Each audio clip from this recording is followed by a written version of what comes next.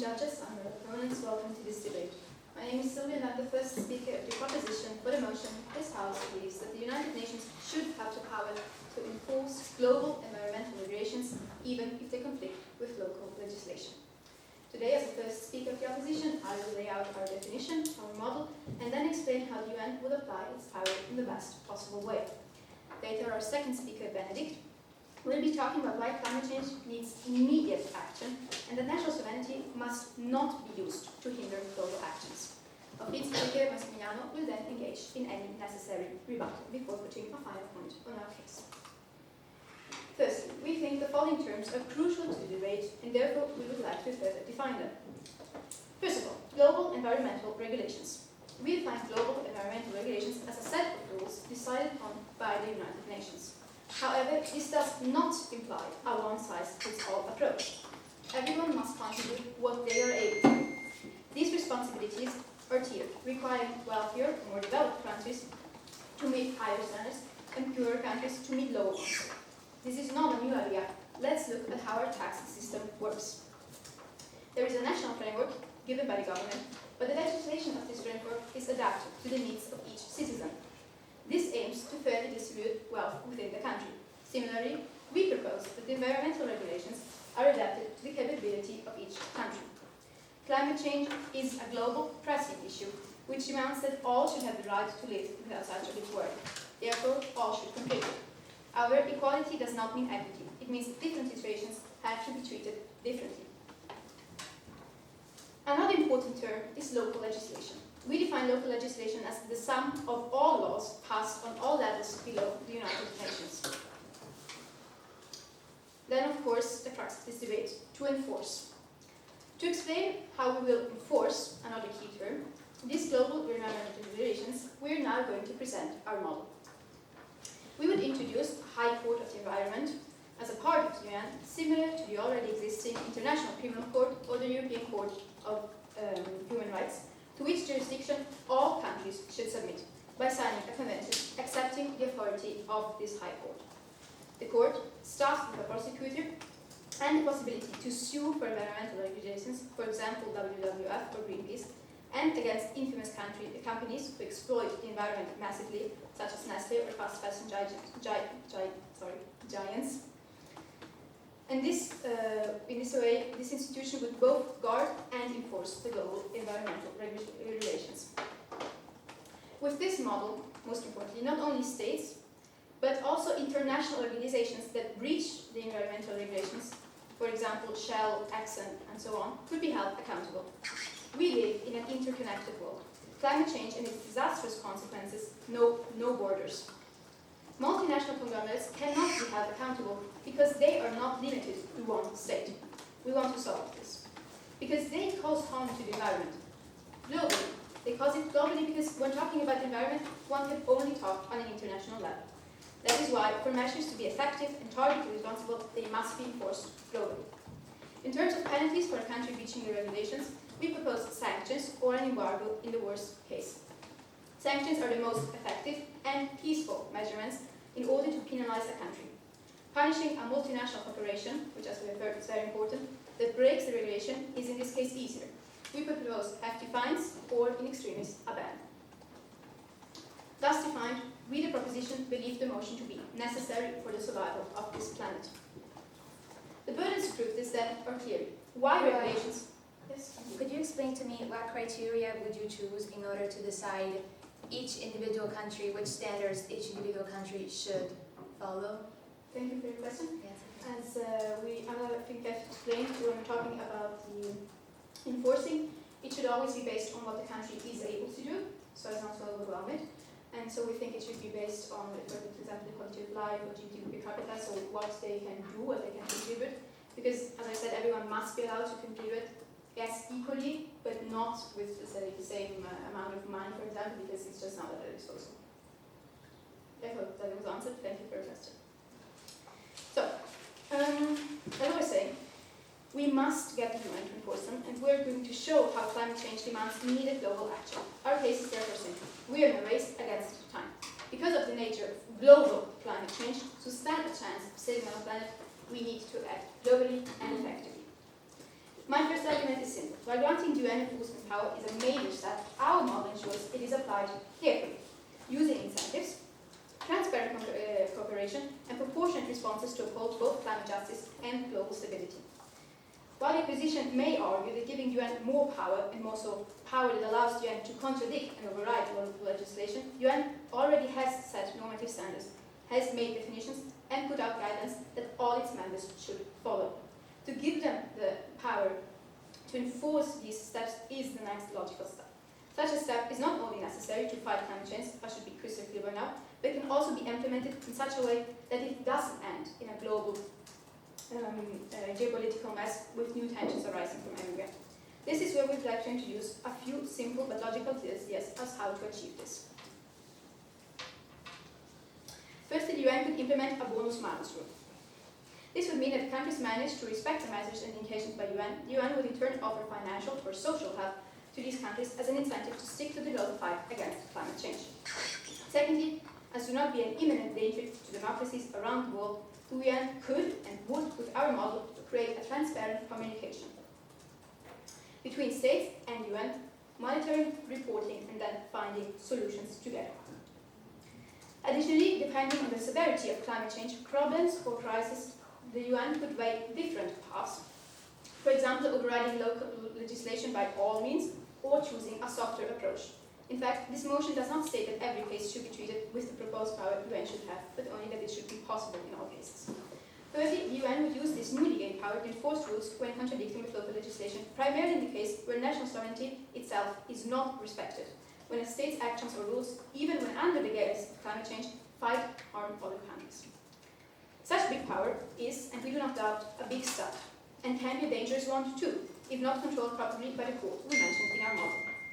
But we believe that with the right frameworks and premises, enacting environmental regulations globally is the key to fight the biggest challenge humanity has seen so far, and that is climate change. In summary, I have outlined a definition, our case and its burden of split, and managed to lay out a first argument that while granting UN enforcement power is a major step, we ensure it is done carefully and transparently. Before moving on to then inviting Benedict to further develop our case. Therefore, by showing that because climate change is global, we need to act globally and effectively if we want to stop it, I have proven our motion and I serve in firm proposition. Thank you. Thank you for your speech, which lasted 7 minutes and 47 seconds.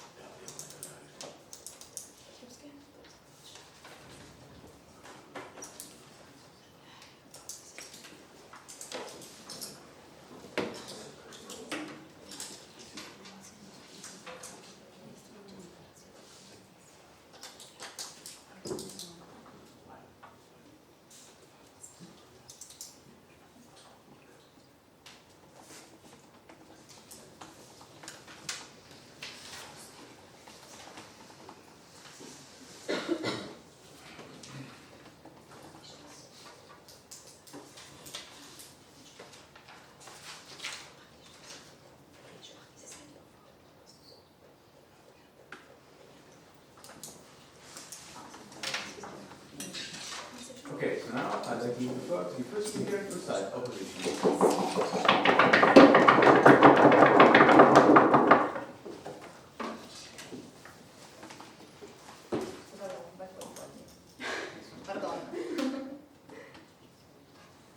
Okay, I'll start my speech in 3, 2, 1. Good day everyone, we are here today to debate the motion that I am not going to repeat again. I'm here representing the opposition team and the first speaker. My name is Chiara. I'm pleased to be here today. I should start by rebutting something said by the first speaker of the opposition team, but I want to make you pay attention to the fact that she didn't really say her argumentation, so I'm just going to rebuttal something said on their model, and I'm hoping that in the next speeches we can see and hear the arguments better. First of all, I want to say that the first thing that is evident to us is that they're giving the UN way too much power. What they want to do is to overrule national sovereignty, which is the main thing that UN stands on. In fact, the United Nations were born on the principle of state sovereignty. So overriding state sovereignty would be a contradiction with the UN itself. And also they say that it's a logical step, but I didn't really understand how it was logical, because other than saying that they would that they would use this malus bonus system, that they would do this overriding national regulations and whatever, I did not see how it's logical to, instead of trying to find a way to have an international body that overrides these things, instead of trying to use national legislation. Another thing they said was that they want it to be transparent, which I believe is impossible, because international relationships often aren't really clear with each other and are in fact mostly in direct conflict with themselves. So, for example, states so different such as USA or China will never be transparent and will never be on the same page about something. And another thing I want to say is that they say that you could enforce their model only when necessary, because the motion says so. The way we interpreted the motion, we believe that the motion states that there are no ways to avoid not having to overrule these local legislations. Now I'm going to start with my first speech, so I'm going to start with our statement on this motion. Dear judges, today we are facing a very difficult time. While the motion and while this debate is driven by very noble intentions, we are hiding the serious danger of the centralization of environmental power in the hands of one supranational body that is not directly accountable for their actions, especially to citizens of these local communities that they should protect. In fact, the idea that the UN should be able to impose environmental regulations that override national laws is and will be an attack on national sovereignty, like we said, on national freedom, on the right to self-determination, and lastly, on democratic accountability. It's right to care about the climate, that's an imperative. It's also right to act for the environment, that's also a given. But it's never right to sacrifice the foundation of democratic governance on the altar of international bureaucracy. Before I start with our team and with our framing and whatever, I want to ask you two important questions, which I hope will make you reflect. Who knows a territory better than their local communities? And second of all, who knows better than a national government, can balance environmental needs with economic, social and cultural realities of its people? Handing the power to the UN means creating a cold, distant and especially technocratic structure incapable of adapting to local complexities. And that's not the future we want. We kind of agree with the definition that the proposition said. The only thing we want to underline is the fact that you can't enforce a global regulation, because that's what they would want to do, so enforce a regulation that is the same for everyone. You can do this because every country is different from each other, so you can't actually group them in the same place. And also, the fact the second part of the motion, yes? Could you please refer to this not enforcing also to the maybe Court of International Justice, where there is enforcement for sovereign states? This is kind of a view I was expecting, for the simple fact that the Court of International Justice works with the Court of International Justice is mainly used on matters that involve single states that are that can be culpabilized in something that they did. For example, if a war breaks out, the Court of International Justice will try to find a way to stop this nation from going to war, so through sanctions, through banning or whatever. The problem with this, with environmental regulations, is that there isn't only one country that is responsible for the climate change. The Court of International Justice can't just take, I don't know, India, for example, which is one of the main countries responsible for the climate change, and force them to pay for something. and the Court of Justice can't just take other 198 nations of the UN and sanction all of them.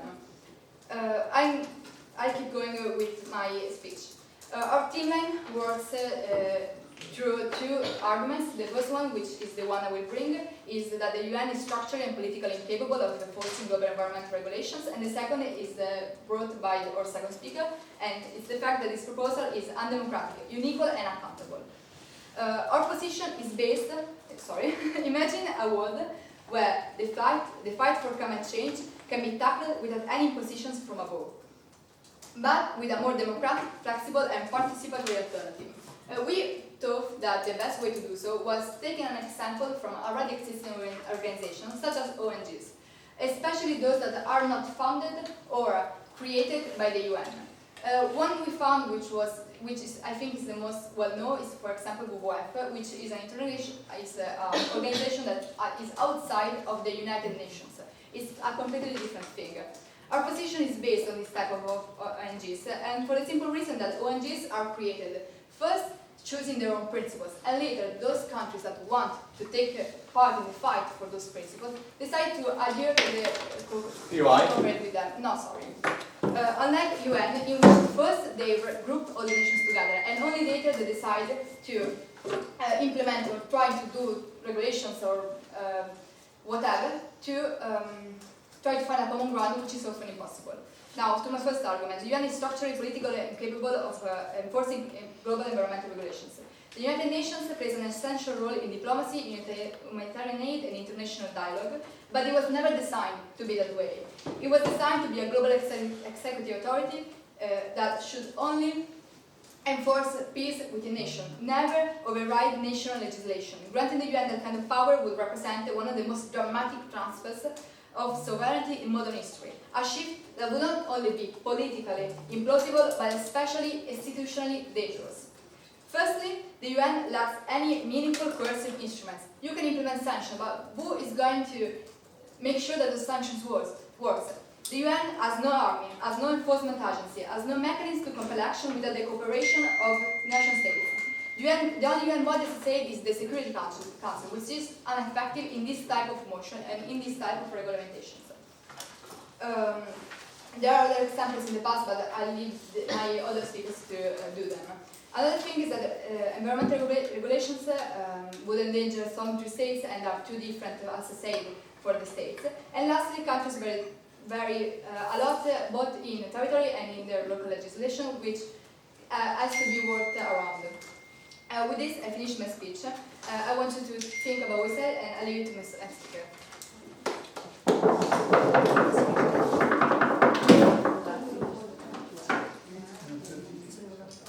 I'd like to thank you for your speech, which lasted 8 minutes and 38 seconds.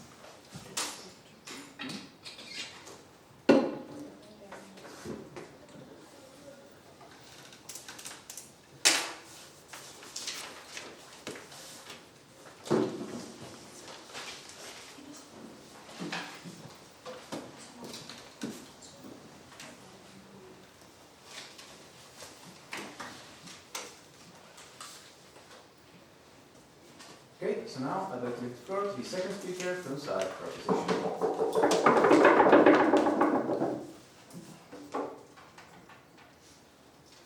The speech will start in 3, 2, 1. Honorable judges, worthy opponents, I'm Benedict, the second speaker of the proposition for the motion. This House believes that the United Nations should have the power to enforce global environmental regulations, even if they conflict with local legislation. I will, as Silvia mentioned, be extending our case for a close investigation of why climate change needs immediate action and why national sovereignty must not be used to hinder global actions. But first, I would like to reinforce our argument how the UN would apply its power, as well as tackle a number of our opponents' early substantial work. Now, the opposition mentioned that their own model would override national sovereignty. However, if a sovereign country submits to the jurisdiction of a court and actively decides to give the power to this court, he does it with full sovereignty, as we can see with, for example, the Court of Human Rights or the International Court of Justice.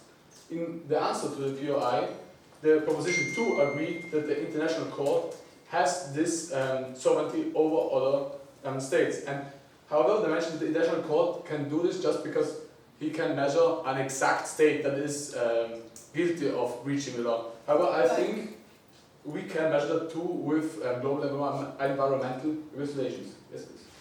Sorry, are you familiar with the 14 points that Wilson made, which are the basis of the UN? The main important point is national sovereignty, which can't be overridden by other states. What do you think of this contradiction that you're talking about? May I inform the judges and the proposition that Wilson was in fact founding the League of Nations, not the United Nations.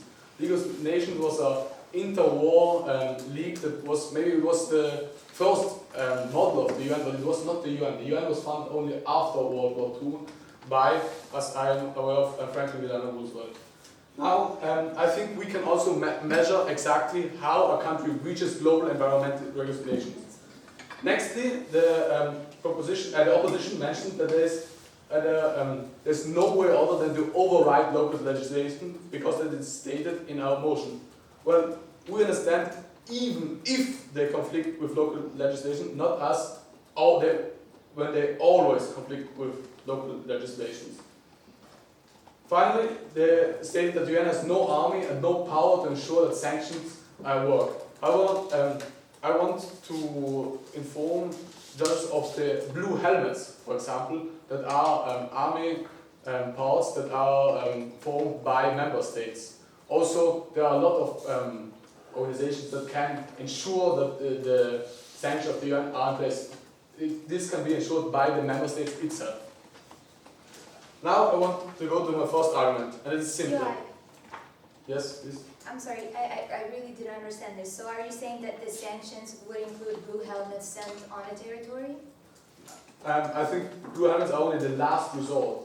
I think in cases where, for example, international law is in danger, they should be submitted as already the case. But I just wanted to really answer the fact that the United Nations has an army, as to call it as such. Coming back to my first argument, it is simple. Climate change is not a political opinion. Full stop.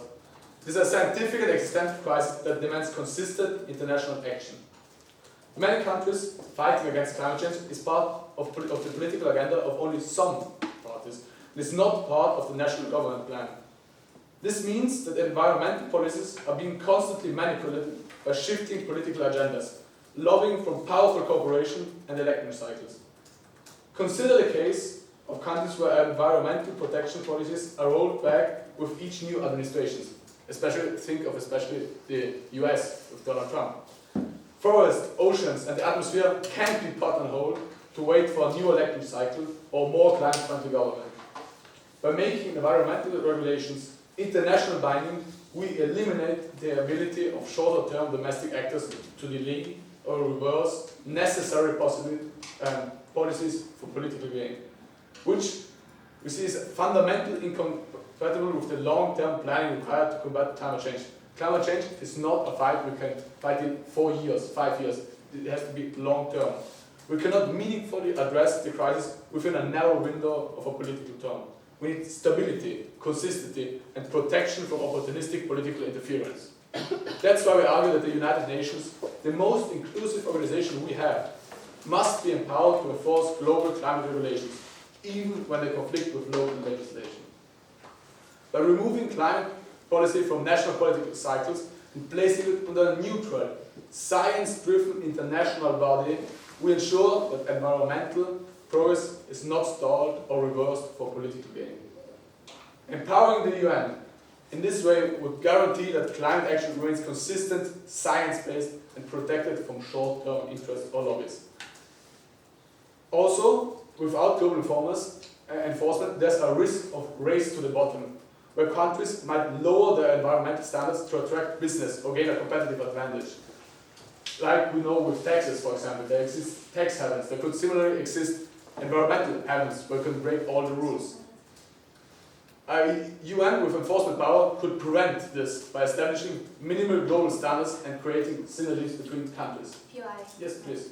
When you talk about empowering the United Nations, you mean the entire United Nations, some specific conventions? What are you empowering specifically? I want to refer back to a model our first speaker proposed. We are creating this high court of environment that is empowered and who our countries need to give the jurisdiction to. So, thank you for your question. My next argument centers on the fact that we need swift action now, and national sovereignty cannot be wielded as a shield to commit irresponsible global harm. The climate crisis is not an abstract future concern. It is unfolding rapidly, demanding immediate action now. Yes, please? I want just to go back to something you said before about the race to the bottom. Don't you think that giving different sanctions to different countries and different, as you said, sanctions and that, don't you think that giving different sanctions and different taxes and different things to pay to different countries will still implement this race to the bottom thing? Because industry will just move to whenever the countries have to pay less. Thank you. Yeah, thank you for your question. I think that's why it's so important that we have different regulations for each country, because countries with a low industry would have other standards, so there would even be an incentive for firms to go to this country, helping also the industrialization of the whole world in the way. Now, coming back to my argument, I think we cannot rely on the lengthy process of local governments to introduce, that also happened with delays, as we have heard. We simply do not have the luxury of waiting for each nation to independently arrive at the effective regulations. The interconnected nature of our global ecosystem means that inaction in one corner of the world has disastrous effects everywhere. Our planet is dying now. We need action. And that is why it is now clear that we are in a race against time. Because of the nature of global climate change, to stand a chance saving our planet, we need to act globally, effectively. Therefore, it is only sensible to fully embrace this motion. Thank you.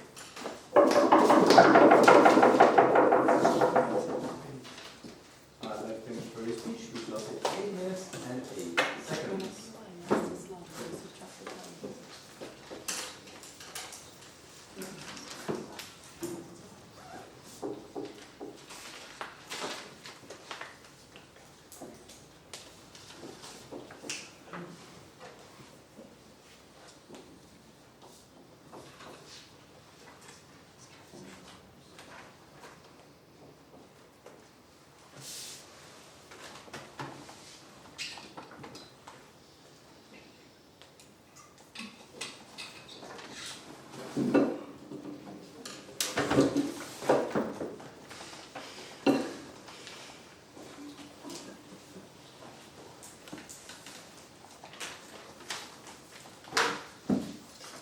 Okay, so now I'd like to give the floor to the second speaker from side position.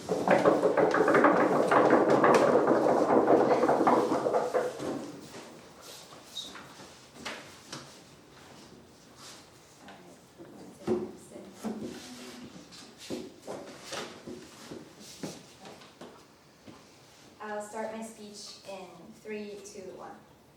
Hi everybody, I am the second speaker of the opposition team. I'd first like to start by rebuttaling some of the things that were said by the proposition team. The first thing I wanted to underline, which I think is the most miscomprehension of the motion by the proposition team, they consider the even if of the motion as if a mean of compromise. Sometimes legislations could actually be prevaricated and at times they shouldn't. But truly, what we interpreted by even if is that there's no compromise at all. Even because by saying that with the even if the local legislation could be sometimes prevaricate over these global principles, you are actually undermining your own thesis of saying that you should have a global approach. Every single state should have the same in different amounts of responsibilities to live up to. So that was the first thing I wanted to say. Another thing that I wanted to say is the one regarding blue helmets. This is another contradiction that I found in the proposition part, because in the model they stated that those sanctions had to be peaceful. But blue helmets are armies that are sent into the territory, so I don't think that's really the most peaceful solution. Yeah, You're talking about, yeah, go ahead. Are you familiar with the fact that blue helmets are only defensive armies and would not never really do an invasion? Well, yeah, they are defending armies in terms of if there's a conflict, they are going to go there, but there's no conflict as in respecting environmental laws, you know? So also another thing about blue helmets is that they, just because of what you said, because they are just preventions, it takes so much time for the United Nations to send them and allow them just because they are given by the Security Council, which has the 5 veto powers. So truly this is an impossible solution, and also it goes against the principle of not having any army and just having monetary sanctions that you stated in the first place.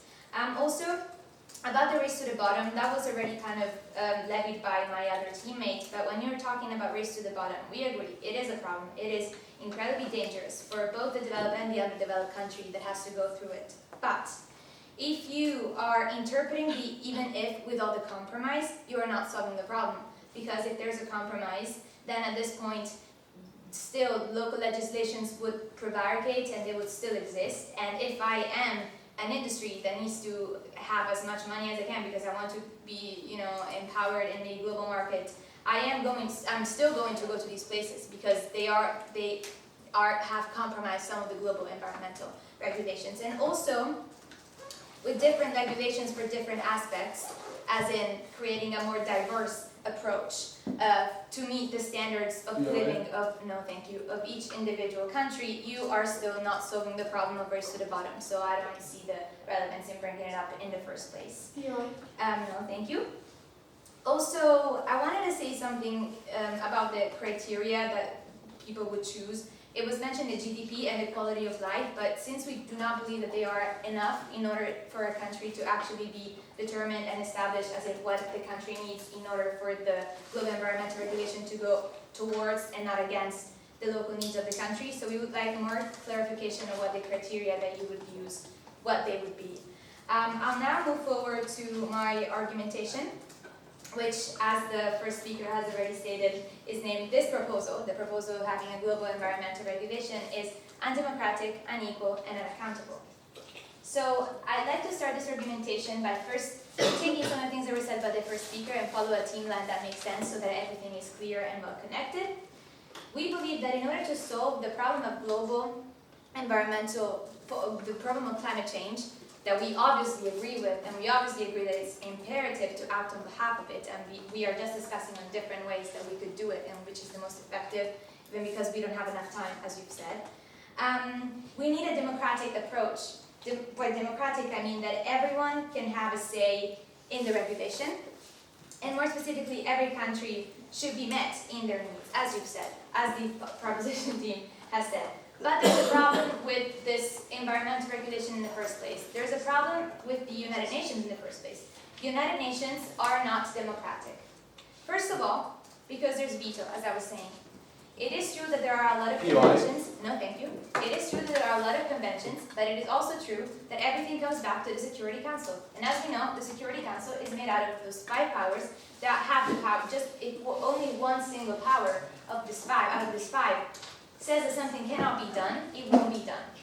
So really the principle that founds the United Nations, over which there needs to be democracy, as in every state will be represented by those shared principles, is not true, because these countries are actually prevaricating this. Also, some members of the United Nations are not democratic in the first place, for example, Pakistan and Afghanistan. They don't share the principle itself that should be, but I've just demonstrated it isn't actually, the base of the United Nations. This creates a forced cooperation that, as the proposition team has already made emerge, has started after the Second World War because there was a need of bringing people and nations together. But that's actually become a forced cooperation that could only lead to harmful situations. No, thank you. I'm going to explain this better. The problem, we've said that the United Nations are not democratic in the first place. The problem here is that it becomes even less democratic when it contrasts with the local legislation of the single country that is participant in the United Nations. This is because it would mean imposing regulations to the single individuals without them having a say in this. Because individuals in their own country according to the national sovereignty principle, vote for local legislation. And now you're telling them that that's not accepted anymore. So why should democratic countries specifically, at this point, that are the most democratic, there are the most countries inside the United Nations, accept to not be able to say no anymore, when the ability of saying no is the most precious thing that a democracy can offer to people? This leads to another very important consequence.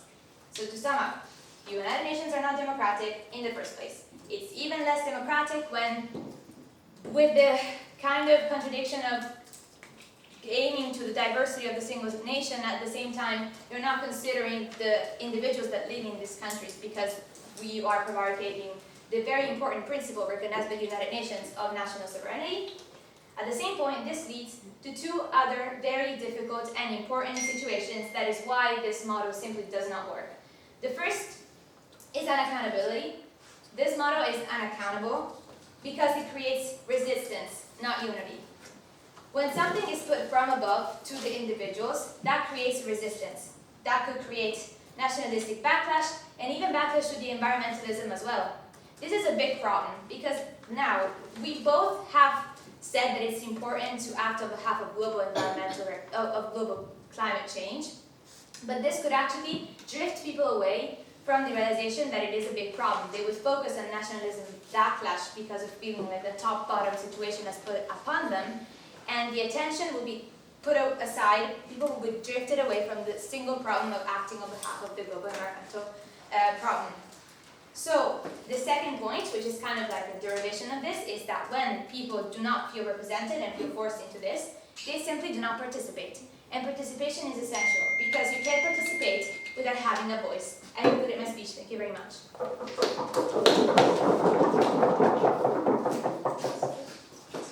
Like the next speech, which will last 8 minutes and 60 seconds.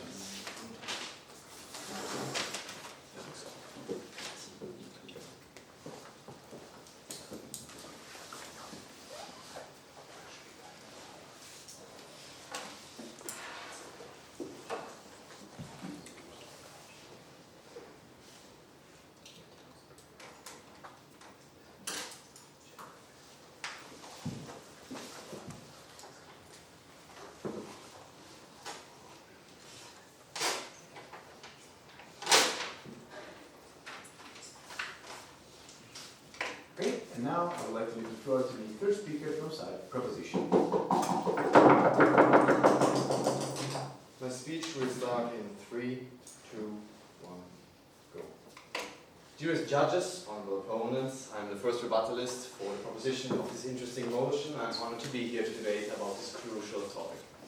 For the debate, this House believes that the United Nations should have the power to enforce global environmental regulations, even if they conflict with local legislations.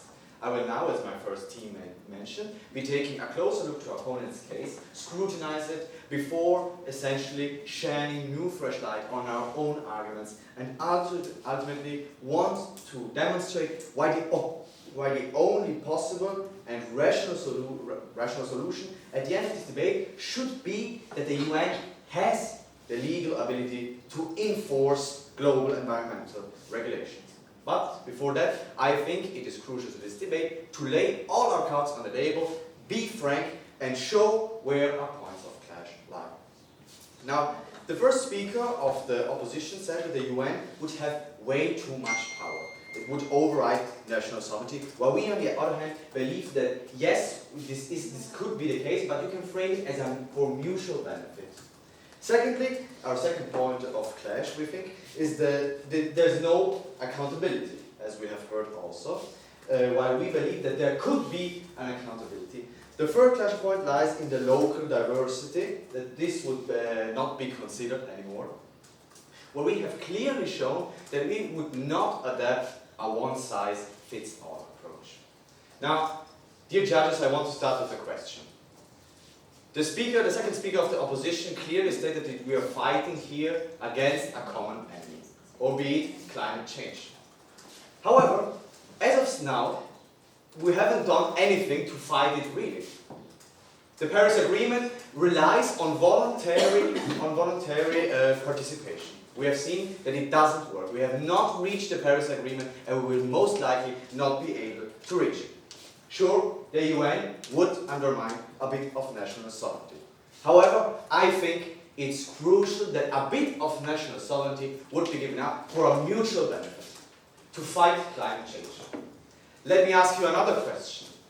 National sovereignty, by definition, means that a country can decide within its own territory and boundaries what legislations they put out.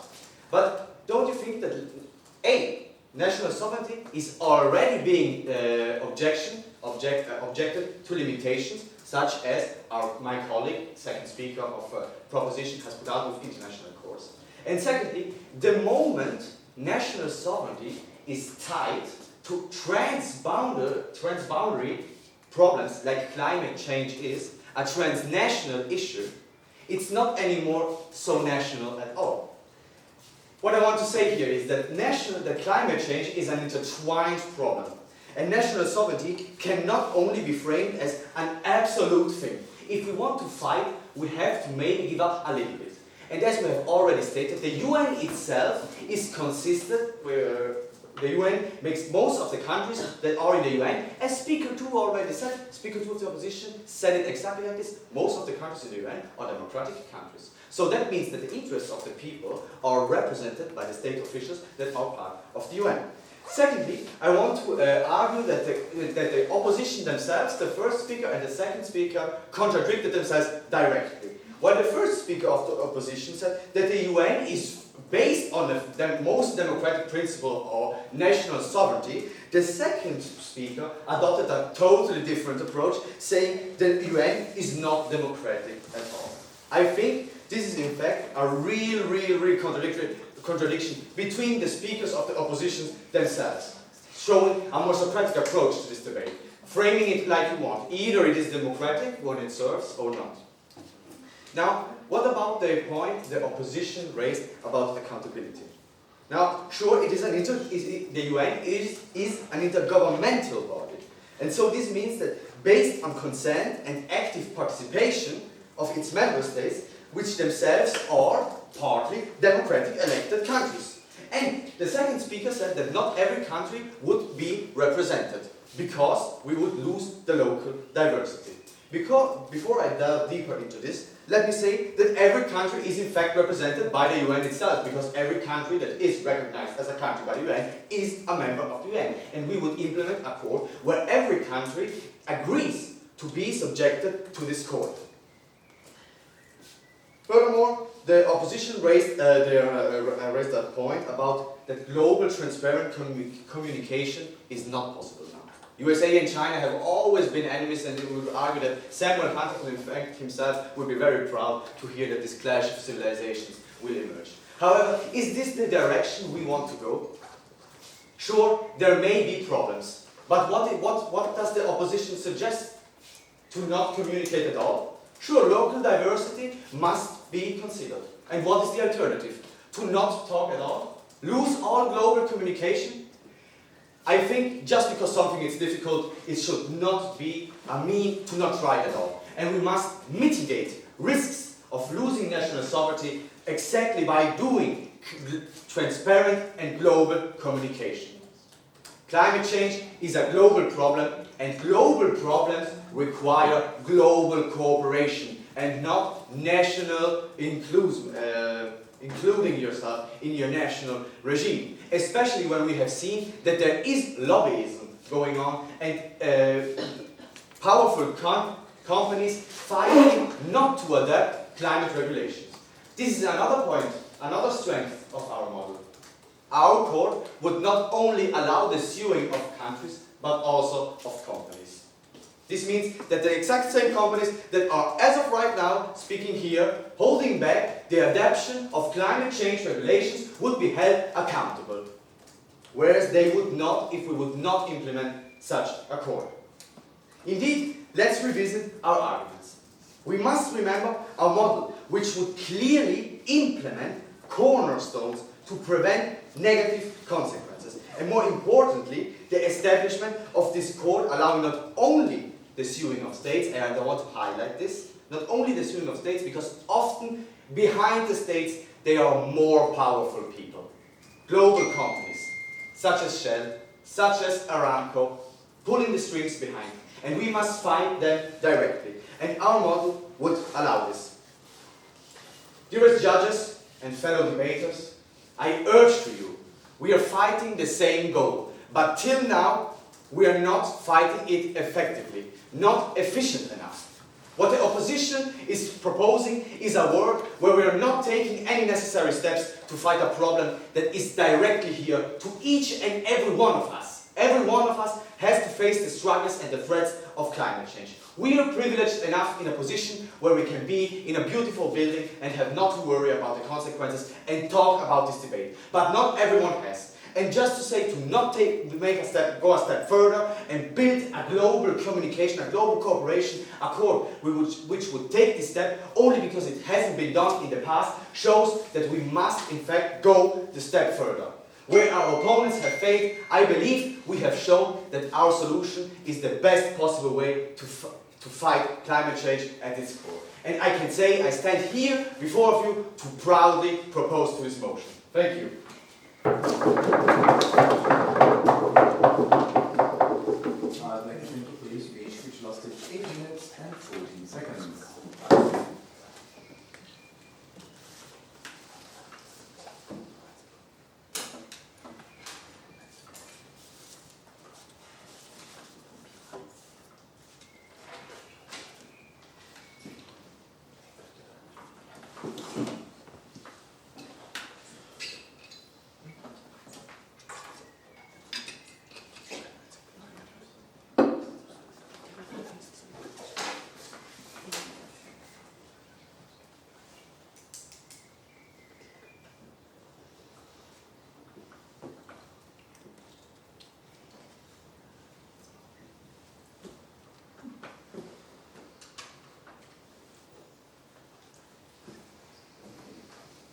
Okay, and now I would like to give the floor to the first speaker for side opposition. I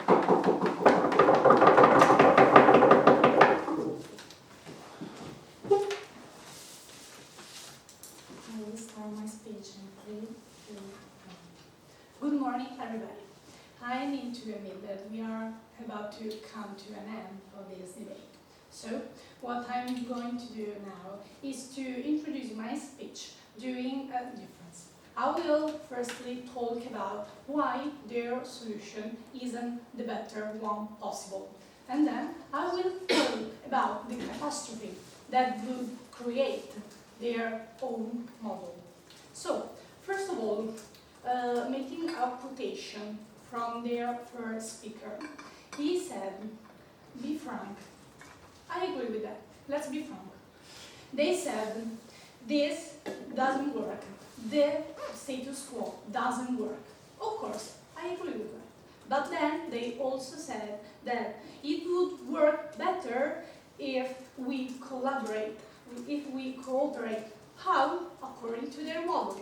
And that's not true. I will now explain better to you.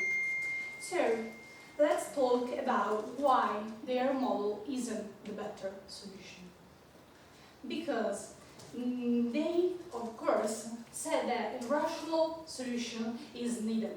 Because this is a global problem that needs a global solution, of course. But they also said that it should be not influenced by political opinion. We agree with that. And that's also the statement that implies that their model doesn't work. Because we also have a piece of data. For example, during the COP28 in 2023, the president of this COP was the CEO of an oil company. We have the lobbyism. Lobbyism has introduced in the UN commissionary. They have power even in the United Nations. And that's a point that they have missed. They didn't even talk about that. For example, then let's talk about what should what should we do in effect to change this situation, to fight really climate change? This is a fact. Of course, we agree with that. We agree with some criteria that they said. Of course, it's needed a democratic solution. But their solution isn't democratic at all. Because, as my second speaker has already explained, the UN have some contradictions in its own fundamental. Because they, of course, have a veto, a kind of veto that is guaranteed to the nations that won the Great War II. And then we have also some members, like Afghanistan and Pakistan, that are not considered democratic nations. Also, moreover, we need to clarify that it's fundamental to fight with the nation that have many principles in common with us. For example, how my first speaker also explained, there are many better solutions than to enforce, better than give to the UN the power to enforce, to make other nations obey forcibly to their laws. In fact, climate change is not a political opinion, like we also said, and then democratic solution is needed because democratic stands for an agreement of some principles, and then we can convey about our the members that could be our ally in this situation. Instead, the UN, first of all, try to enforce, to make all of the nations obey to some regulation, and then they said that they should also share some principle. But this principle aren't the same for every single nation. At the end, this would create an implosion of the system they proposed. Let's think about it.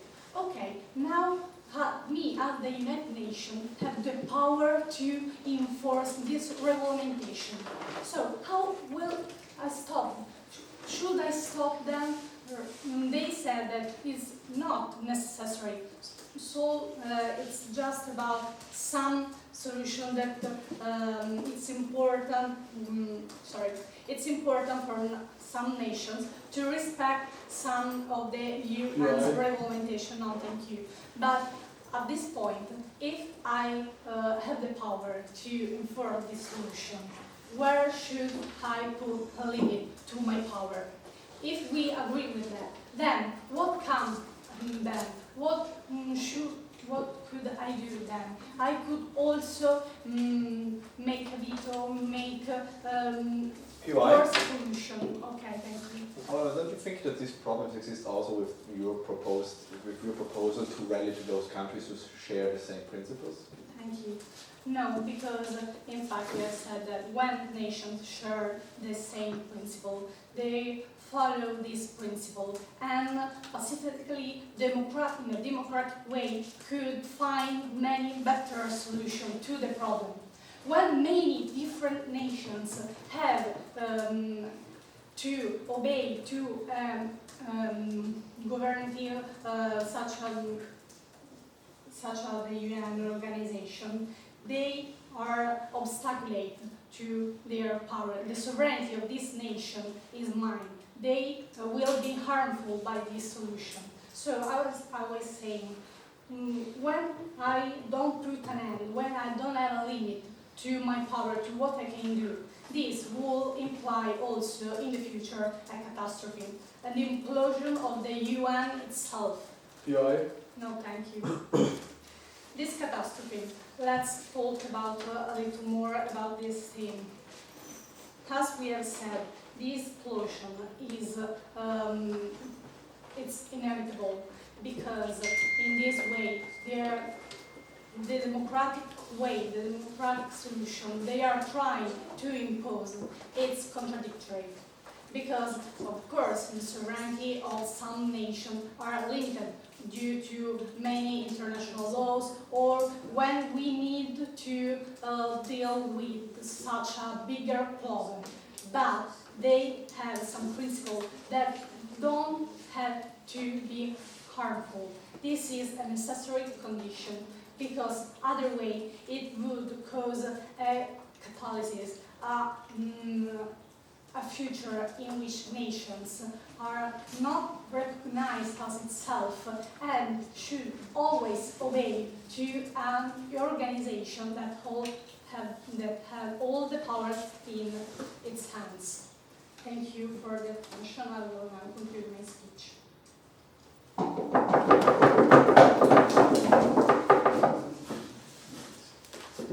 you for your speech. It lasted 7 minutes and 58 seconds.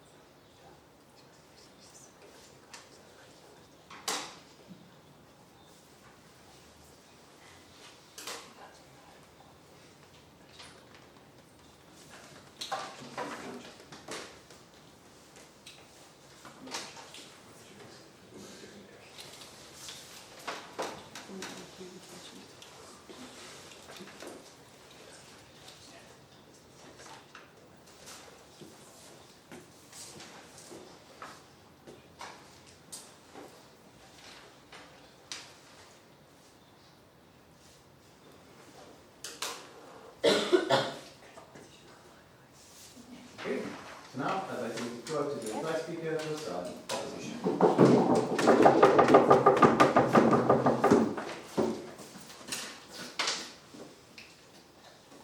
I'll start my speech in 3, 2, 1.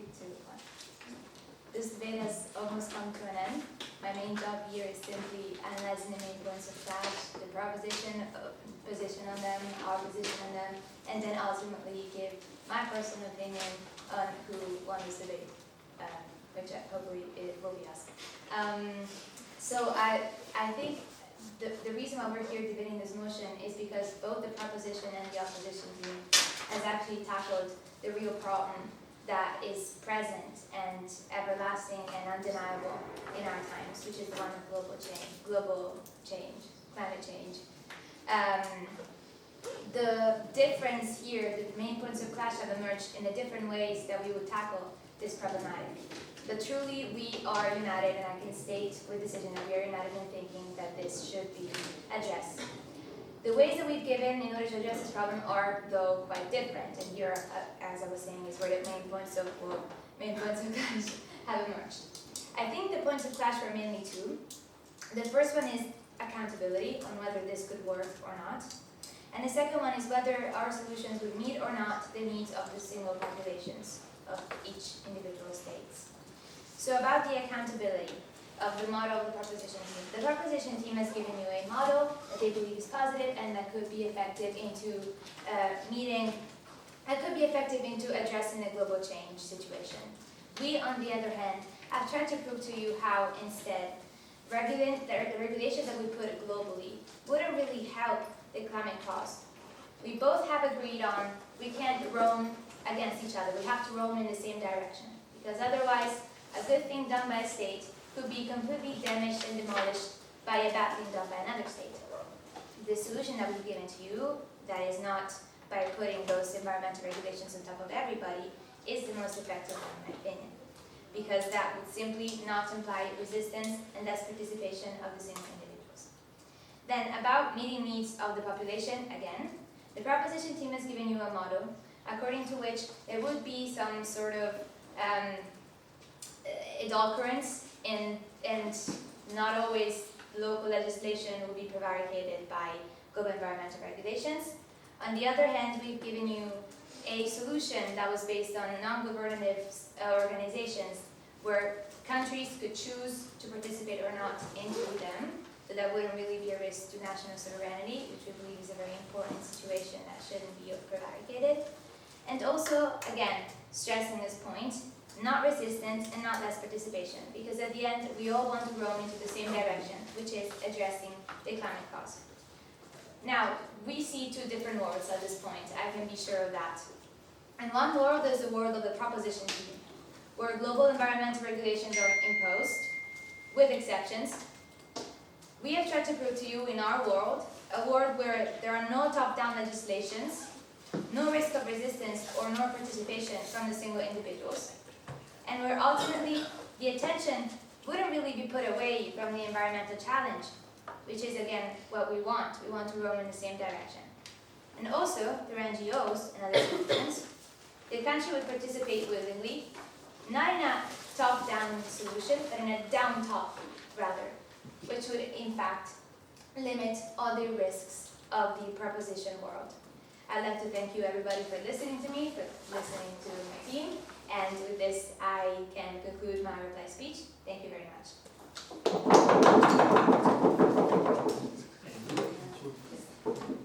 Thank you for your speech, which lasted 3 minutes and 48 seconds.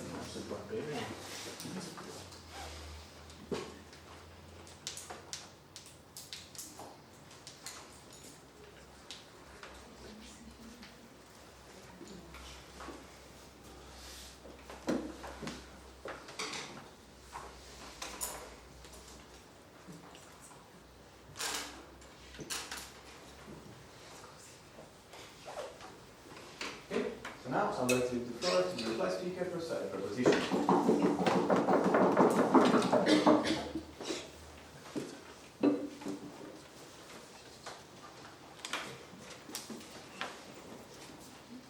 My speech will start in 3, 2, 1. Hello again, and thank you for the opportunity to provide a reply speech for the proposition. Listening to all of the previous speakers, one realizes that the depth and variety of arguments presented today have really been remarkable. A sincere thank you to everyone involved. It has been a pleasure listening to you. So, just as the reply speaker of the opposition, I have seen emerge some points of clash that I would now like to elaborate.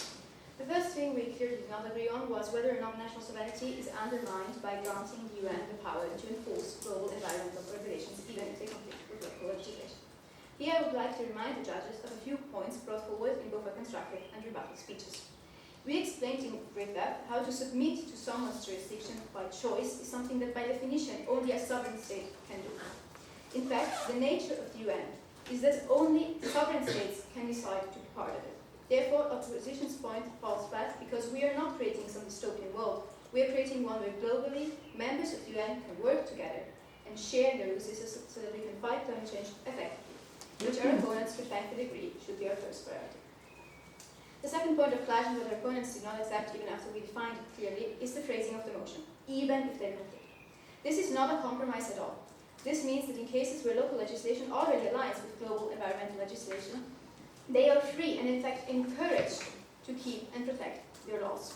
Only in such cases where the local legislation is in direct conflict will the UN have the power to enforce global environmental legislation. Clearly, we also disagreed on whether or not granting such powers to the UN would abolish national diversity. Yet we have made clear from the start that this is not a one-size-fits-all approach, but a tiered convention.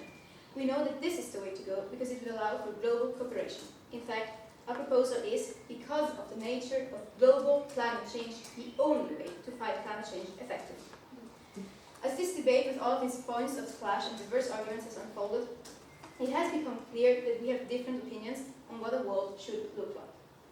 While the opposition may want you to think that supporting this motion will lead to a dystopian world because it is undemocratic, we have shown how it is the other way around.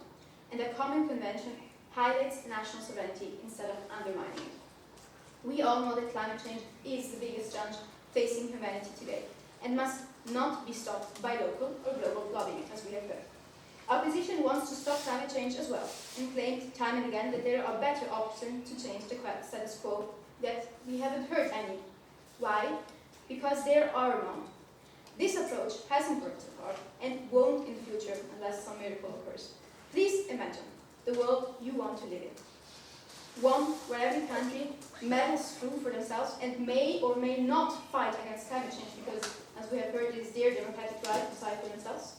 or one where we work together to ensure we stand a chance of stopping this global problem, of saving our planet. One where everyone is allowed to contribute, but also no country can avoid their responsibility for their role in our common future. Dear judges, climate change is an issue that knows no borders, no limits, and so environmental regulations must not know borders or limits either. So as we have seen, this debate has showcased two distinct perspectives, two contrasting worldviews. By now, it should be abundantly clear which directions offers the superior path. Indeed, I thank all of you for presenting your arguments, and I think they were very interesting, but ultimately, we have irrefutably demonstrated that the only logical response to this motion is yes, we wholeheartedly propose this motion. Thank you.